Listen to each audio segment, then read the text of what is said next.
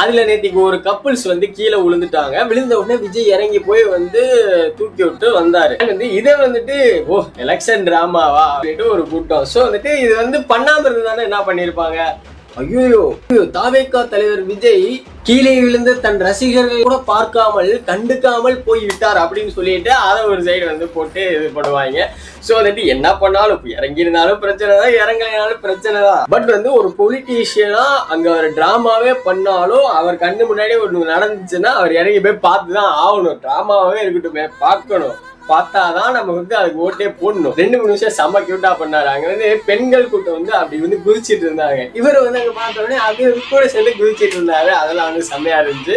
And அதே மாதிரி வந்துட்டு ஓட்டு கேட்கும் போது ஓட்டு போட்டுறீங்க, ஆமாங்க, ஒரு ஆட்சிய நாம கொடுப்போம்ங்க, 100% நீங்க இந்த விஜய நம்பலாமுங்க அப்படின்னு சொல்லிட்டு ஒரு மாதிரி நல்லா வந்து இது பண்ணாரு. வந்து சூப்பராகவே இருந்துச்சு. ஸோ வந்துட்டு இந்த மாதிரி பல சம்பவங்களையும் திருச்சி செஞ்சு திருச்சியவே கதற விட்டாப்ல. அடுத்து அங்கிருந்து எம்ஜிஆர் சிலைக்கு வந்து அப்படி மரியாதை செலுத்திட்டு அடுத்து வந்து ஸ்ட்ரைட்டா KN நேரு வந்து அடிச்சு பேசுறாரு. சரி பிரச்சாரம் பண்ணிட்டு இருக்கும்போது கழுகு வந்து வட்டம் விட்டுச்சு. ஸ்ரீரங்க ரங்கநாதரே வந்து சொல்லிட்டாரு.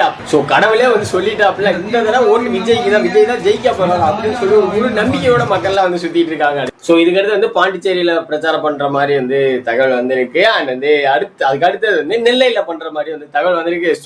ஸோ இந்த திருச்சி சம்பவத்தை பத்தி நீங்க என்ன நினைக்கிறீங்க? கமெண்ட்ல சொல்லிட்டு போங்க.